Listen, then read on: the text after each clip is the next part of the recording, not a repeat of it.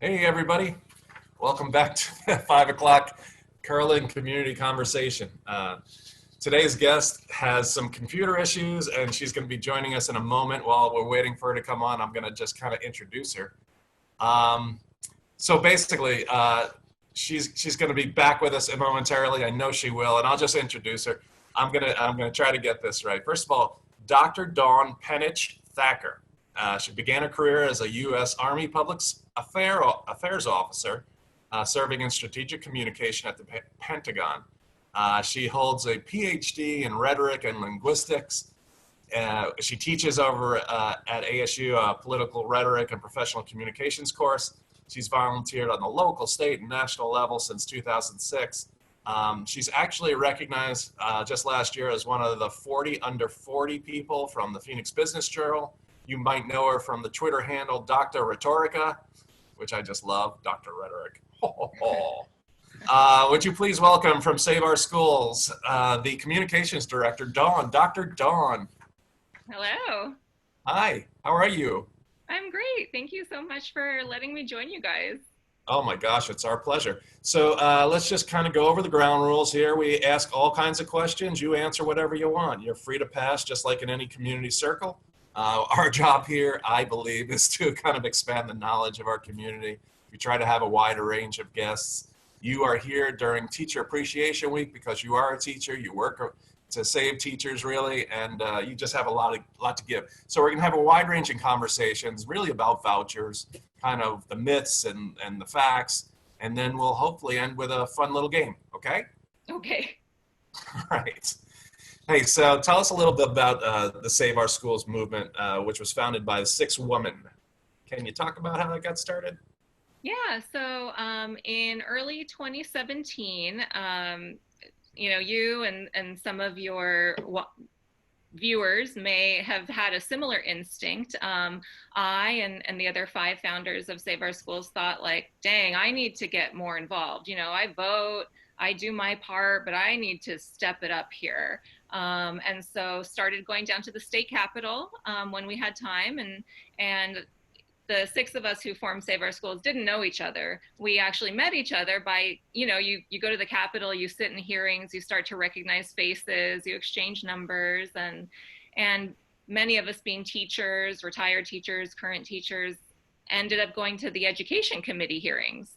And at that time, now Congresswoman Debbie Lesko was pushing through what was called a universal private school voucher, meaning that it would have been a program that any kid in Arizona, no matter their income level, no matter their needs or lack of needs, could get a private school voucher paid for by the taxpayers of Arizona.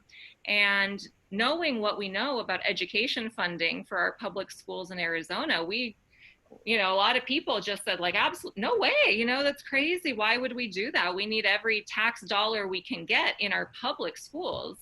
And backed by forces like Betsy DeVos and Charles and David Koch, that bill was pushed through, even though there was huge public outrage against it. It was signed into law by the governor. Betsy DeVos immediately tweeted Governor Ducey saying, "Congratulations on your private school voucher win." And me and the dozens of other, education advocates and voters who were there that day, we walked out of the House of Representatives and we said, well, what now? That's it? Like, it's done. They voted. It's the law. And come to find out that in Arizona, we have the right of citizen initiative and referendum. And so we Googled, how do you stop a law and how do you collect signatures? And we formed Save Our Schools. We collected over 110,000 signatures in about 85 days in the summer of 2017. And if you voted on the 2018 ballot, you'll remember Proposition 305. And the voters of Arizona, in overwhelming numbers, a 2-to-1 margin, rejected this private school voucher expansion that would have gutted our public schools and sent hundreds of millions of dollars into private, mostly religious schools that don't have transparency and accountability in the ways that we as taxpayers deserve. So that's kind of the quick and dirty on who Save Our Schools is and how we got started, and we continue that type of work today. Yeah, and just for the viewers at home, first of all, Dawn is coming on as an individual. She is the PIO officer. That's redundant, rhetorica. That she's the PIO for Save Our Schools, but she's not here in any capacity as an endorsement of my campaign. They are a separate entity, nonprofit. And would you quickly just kind of talk about your mission itself? Yeah, so we say that we advocate for public education funding, for the increase of public education funding, and for tax dollar accountability and transparency in education funding. And so that's how we come to the world of vouchers, because they are not transparent. And as taxpayers, we don't have accountability over how our funds are spent once they go into these voucher programs. And so at Save Our Schools, we have absolutely no problem with private schools or anything else. But if you're going to fund those schools with tax dollars, then we believe that taxpayers get a certain amount of oversight, and that we should be able to trace how our money is spent, what it's doing for us. And so that's why we advocate for public education funding and for higher regulation and oversight over private school vouchers. Yeah, and this kind of really gets my goat because it's not an either or.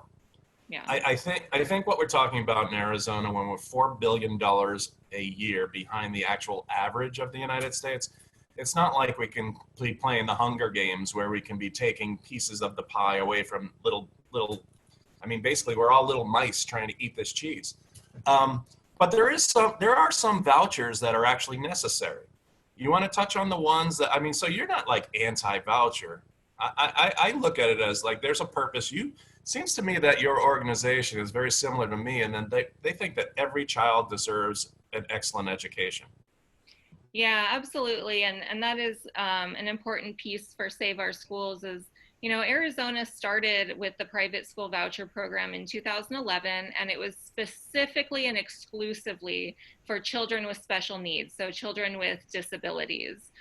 The idea being that, if a child has pretty severe disabilities, whether those are, intellectual or physical, that they might need a different kind of situation for their education.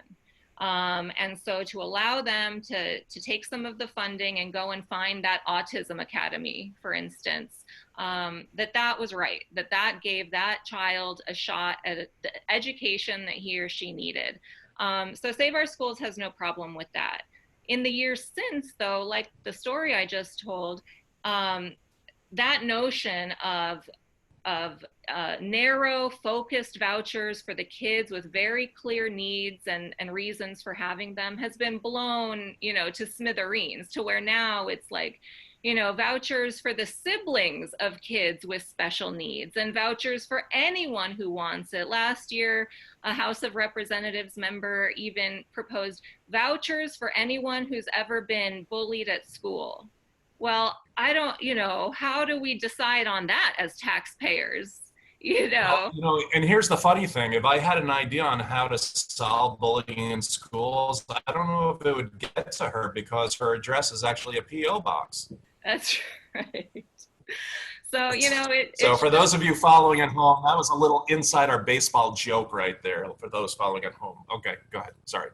Yeah, no, and, so, too much of anything takes away the quality of it, right? And so with vouchers, I think Save Our Schools believes that there is a need, that kiddos with special needs often do need a special kind of learning situation, and that is perfectly fine, but that, going crazy with it, not adding in accountability and oversight, vouchers right now, private school vouchers in Arizona cost taxpayers $200 million every single year.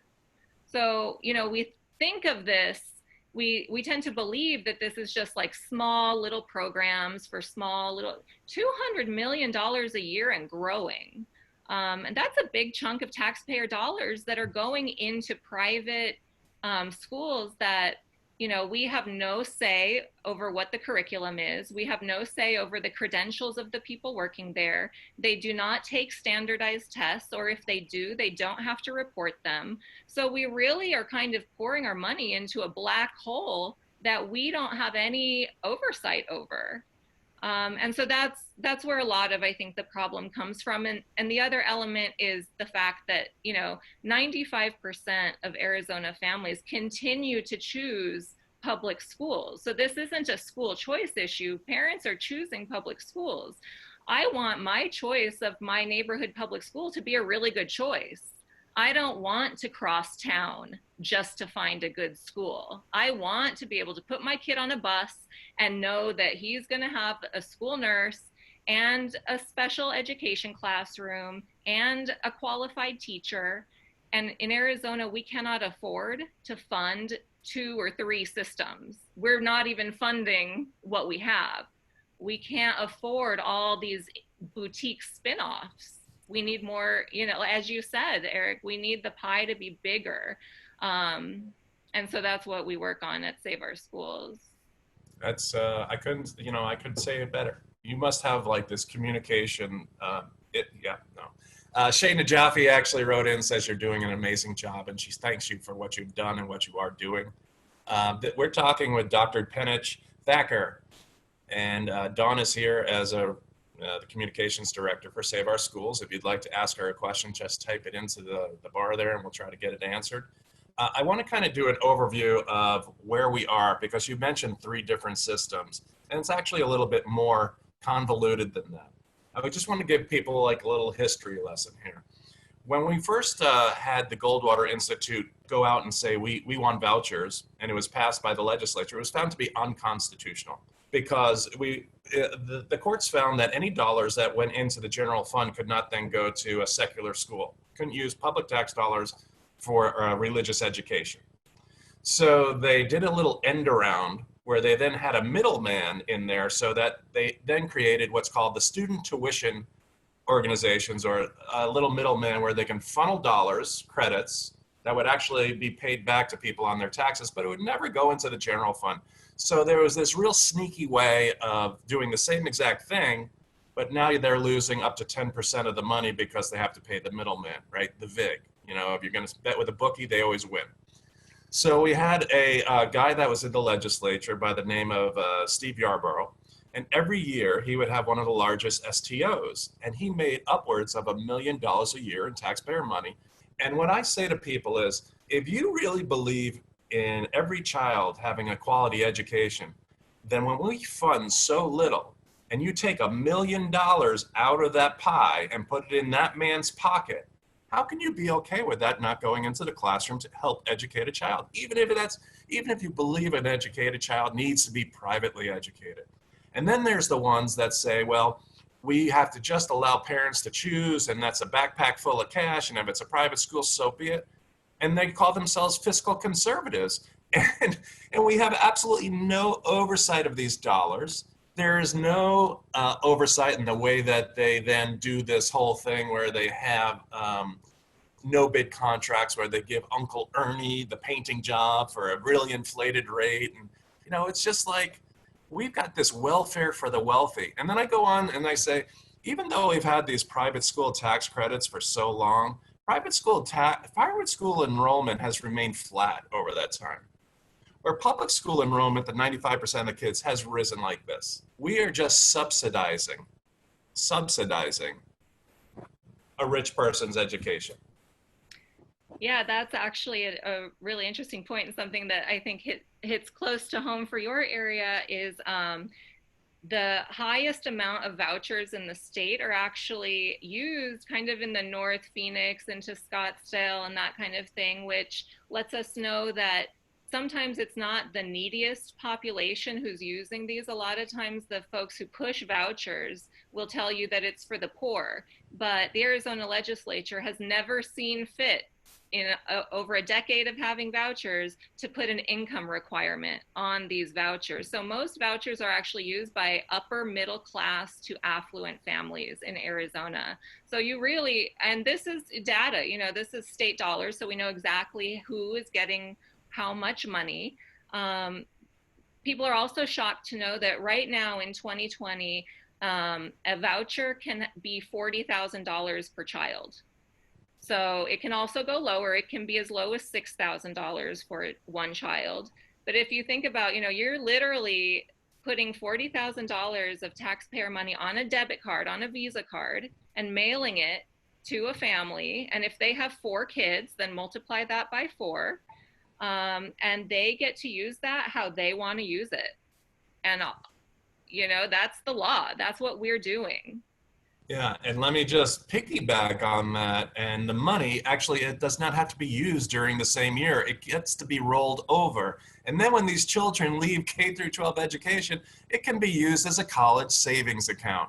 So we, a state that can't even fund the basics of K-12 education, we are now subsidizing the college enrollment of Mr. and Mrs. Penny. The whole. I kid, but it really is unbelievable. And wasn't it true that just recently, how much money was found to be misappropriated on those little credit cards? Well, so the voucher program has always been kind of marked with fraud. There's fraud, there's misspending. They find it out later because the Department of Education doesn't have enough money for oversight and auditors, and so they never get that money back. So fraud and misspending, upwards of $1 million, has been found every year in the voucher program. But we also recently discovered that some of these families who receive vouchers are stockpiling it to the tune of $100,000 stored up in personal accounts that, like you're saying, they can then roll over and pay for college. So while the average family, is scrimping and saving to try to afford our kids' college education, this guy right here. That's right. We, the taxpayers, are pouring our money into someone else's college fund under the auspices of school choice. And another thing, right now, Save Our Schools, the political part, not the nonprofit part of Save Our Schools, is running the Save Our Schools Act, which would be a citizens initiative on the 2020 ballot. To try to put some regulations and try to limit the voucher program. This came to be because this year the legislature and Mr. Jay Lawrence and our current legislature saw fit to start sending our tax dollars to private schools in other states. So this year our legislature voted to start expanding vouchers for use at private schools in 5 other states: California, New Mexico, Colorado, Utah, any state that has an Indian reservation that Arizona also has. So if you live on the Indian reservation or a member of a tribe, you can now use your voucher in California if you'd like to. So that's Arizona dollars that we're not using to build up Arizona schools. We're sending them across state lines while our schools are using old textbooks, don't have technology, can't hire teachers. And it just gets to a point where you have to say enough is enough. We need better representatives voting on better laws, and we need to start to turn this ship around. Yeah. While I'm reintroducing you, I'm going to ask Andy Gomez to type in your website so people can get more information about Save Our Schools. What's the website? It's sosarizona.org. Okay. So type that in there, Andy, so people can check it out after the conversation. I'm going to get to Teresa's question in a moment because it does kind of go along with what you were just saying. This is Dr. Dawn Penich-Thacker.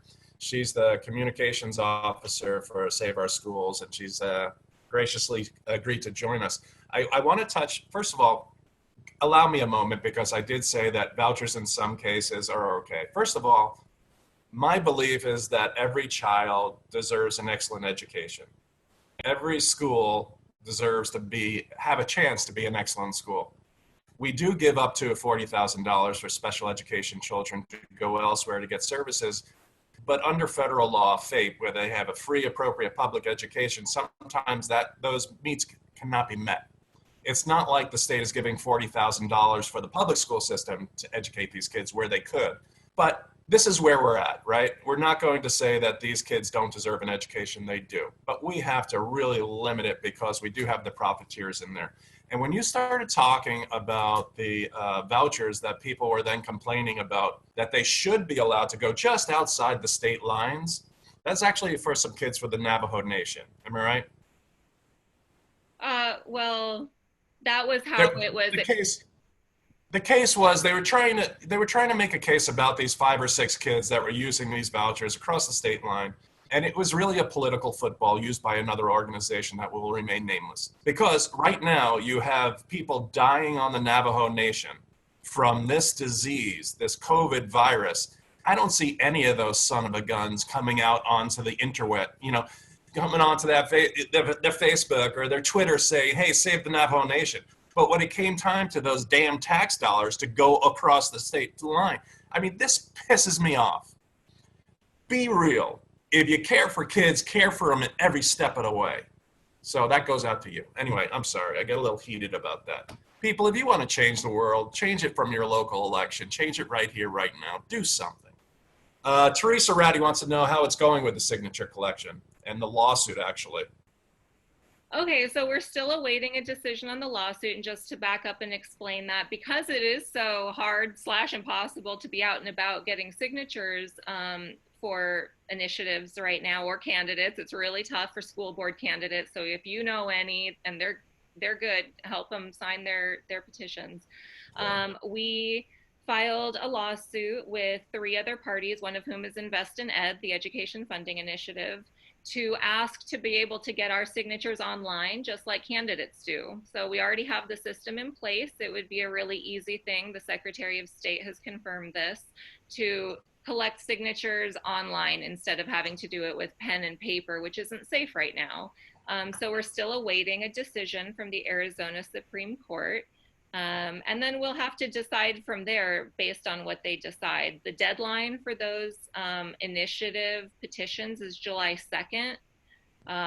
So what you can do if you're interested in the Save Our Schools Act to limit and reform and add oversight to private school vouchers is go to our website and we'll mail you a petition. You can circulate it just within your own household with the people that you do see in a safe way, and then mail it back to us. And then if you do feel safe, kind of, and you have your own crew, then you can circulate with them and hold on to it, and we'll let you know when it's safe for us to come pick it up.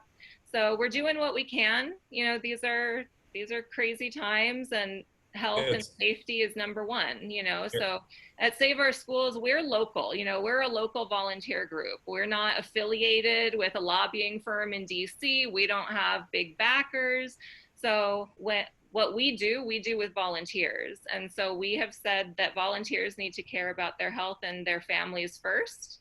And we'll figure out, the signatures as the science comes in. Yeah, and I would like to make a push for myself, because I'm afraid that a lot of these initiatives are not going to get through the courts and be allowed to be signed online. They're not going to get enough signatures. And if you really want to make sustainable change, elect people that will not have to then force you to go out into the heat of 110 degrees to get a signature to say, this is what I want as a representative. That's right. Get people elected. And with this voucher stuff, it's incredibly nonpartisan.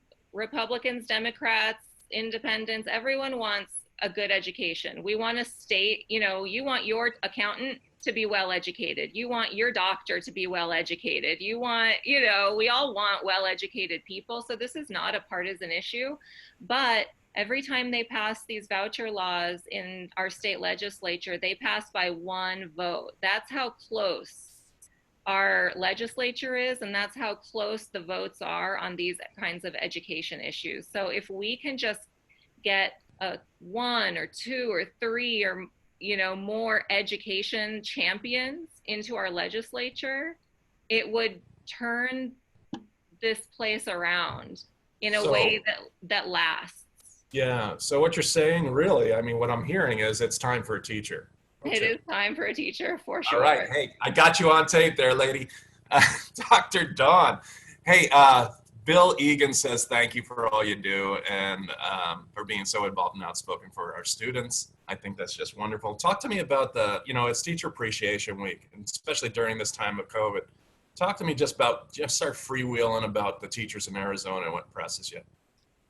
Well, I don't, if you've noticed or if you check the headlines at all, we've got a lot of kiddos who the only meals that they eat are at school.